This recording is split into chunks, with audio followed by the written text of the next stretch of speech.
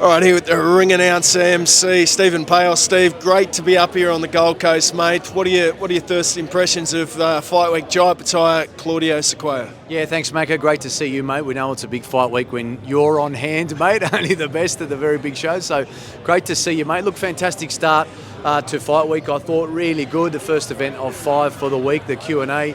I really liked a couple of things. Jai Opetaia starting to speak a little bit more freely. He seems a little bit more relaxed this week, Macca. He's been, look, I wouldn't say he's been uptight. I wouldn't say that he's been, overly cautious, but we saw a hyper-focused Jai last time, and I think that's because against Dave Nyika, there was a late opponent change. We also had, the history that between those guys, a lot of sparring around. So we saw a Jai last time that was hyper-focused and maybe a little bit closed off, whereas this time he's been really good. I thought today he had some great content.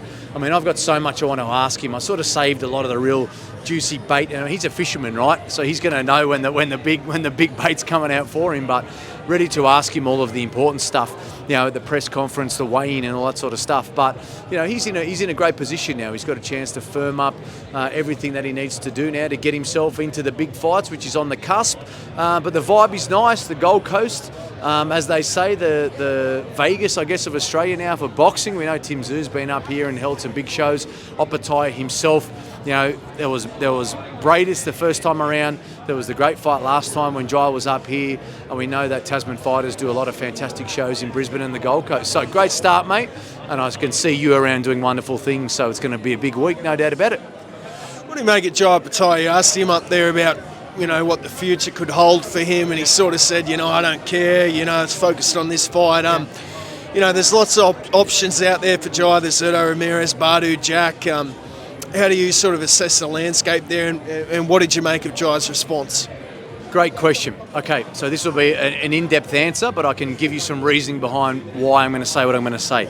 I think Jai is in a position now where he's starting to really appreciate and recognise what is on the line for him. Now, that doesn't mean that he's taking anything any lighter or that he's not training with the intense focus that we've talked about, the physical conditioning that Mark Matthew continues to talk about and instill in him.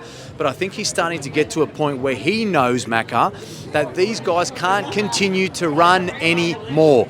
I think if you're Opetaia, going back 6 to 12 months ago, you are in a position where you almost need to tread carefully a little bit and earn your keep a bit more, and not necessarily to scare people away. I think that's Jai and his team at the moment doing a little bit of Samoan stuff perhaps. But what I mean by that is that 6-12 months ago, you can scare the horses, Macca, by saying, oh, you won't fight me, you won't do this, you're not in my league. But now you're at a point where you've defended once, you've defended twice, you continue to defend, and then you're in a position where you can call these guys out because they can only duck you for so long, Macca. So I think in the pendulum of boxing promotion and the way that these things swing when you try and promote a fight, he's now starting to tip the scales in his favour to be in a position where he can go, you know what, you guys are effing cats, you guys are effing soft, you don't want to fight me, I've continued to defend, you don't want to come in here. We saw the stuff with like Jake Paul and that sort of stuff. Now look, I used to be vehemently against the guys like Jake Paul, Mac. I used to think this was stupid, like why are these guys getting a look in?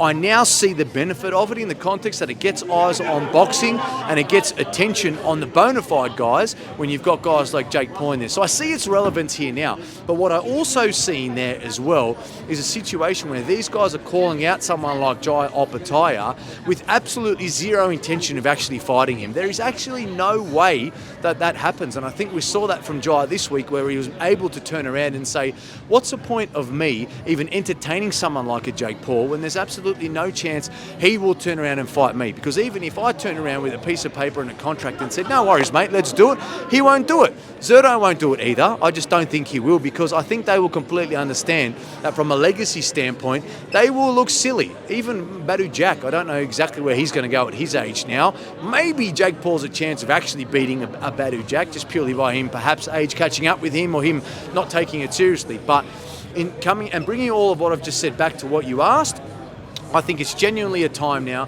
where Opetaia can see what this means for him. He's opening up a little bit more now to the possibilities of what might be ahead. And because of that, he's starting to get excited inside. Not losing any focus, but he knows now he's on the cusp.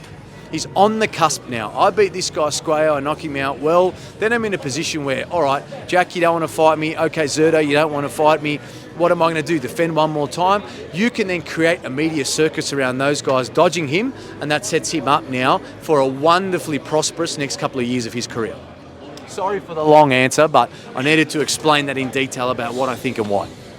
Massive weekend here for Tasman fighters. Justice Huni, Fabio Wardley for the interim WBA heavyweight title over there in England. Thoughts on that fight and how big that is for Justice Huni?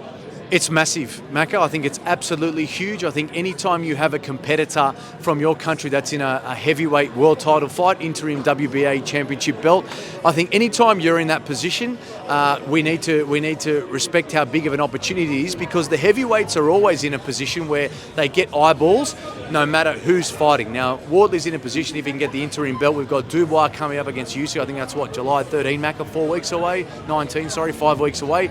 So that'll also clarify who's going to be undisputed and what that means next.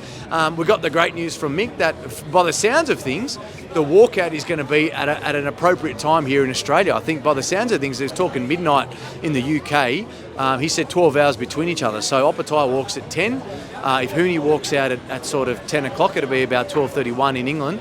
That means we can all watch and have a bit of a watch party. But I think that'll be a life-changing moment for Justice Huni and also for all of us involved here in heavyweight boxing and the sport itself. So I'm excited for him. I don't think he is going to take it lightly or underestimate the opportunity, but I think Mick inside must be extremely excited. The same date, it's the 8th over in England, but for us it's, it was the 7th in England, whatever the date is. It's the same day for us, Justice and Jai, but this won't be lost on anybody. If he wins, we could then have a heavyweight World Championship title defence in Australia, potentially the back end of this year, or some sort of unification perhaps against the Dubois Usyk, perhaps. And what I mean by that is if they can't get that unification fight to happen, then he might have to just defend his WBA interim belt here versus someone else. So what a moment and something that we're all very excited for.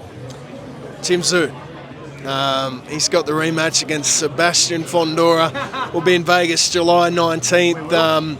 What are your thoughts on this rematch and what it means for Tszyu's career? I mean, it's really, in many aspects, make or break for Tszyu. We talked about this, me and you, as soon as the last fight happened, and I'm proud to say that you were championing for this, I think, before anybody, and you almost got me on the wagon after about 24 hours going, Tim's got to fight Fondora next, he has to after that performance. We started talking about it a couple of days afterwards, got some real traction that this is a possibility, and I know that Matt and George were talking about it sort of, not directly with us, of course, because I know in my case certainly not in a sanctum, and rightfully so. But the wheels of motion started in that respect. That okay, this could be a thing. It's got organised. It's happening now. And I tell you what, Macca, at first I was really excited for it, and I was gung ho that Tim's going to beat this guy. Okay, this is going to happen now. One of the fights of the year is going to turn into a rematch win for Tim. Macca, truthfully, not being negative, but I'm a little bit more worried about it now. I think it's a little bit more of a 50-50 fight than I thought. Fondora's really relaxed from what I've seen over the press conferences in Los Angeles and Las Vegas the last couple of days. He looks to me to be in a position where he's really comfortable, he's ready to go. He wanted to give this fight to Tim. He's had one defence. Fondora looked okay, but hey, sometimes you need that tune-up before a big fight, and he's ready to go 15 months later. So it's another massive moment in a golden period for Australian boxing. I think if Tszyu wins, it's going to be huge for all of us. I think me and you will be on each other's shoulders and jumping about there, bloody, 10 rows back at the MGM Grand. But we'll be hugely excited if he wins. He's a fighter's chance, and we all love Tim. We all love all of our Australian boxers. But I think this is actually a tougher fight than what we thought. I'm going to talk with you about this all week, no doubt about it. But I think Tszyu's got a real fight on his hands. I think Igor talked to us about the tweaks that he needed to put into his training regime to be ready for this fight. So it's something that I am, confident they'll put in the work, but I think there's no doubt about it. On what will potentially be the card of the year with Peios, we've got people on that card as well. It's a huge fight night. I think it's one that Tszyu won't take lightly, but it's going to be a tight fight, 50-50 fight, and we want Tim to win, so can't wait for it. Legend. Thanks, Stevie. Anytime, mate. Keep up the great work, Macca. We'll talk to you later in the week. Thanks, mate.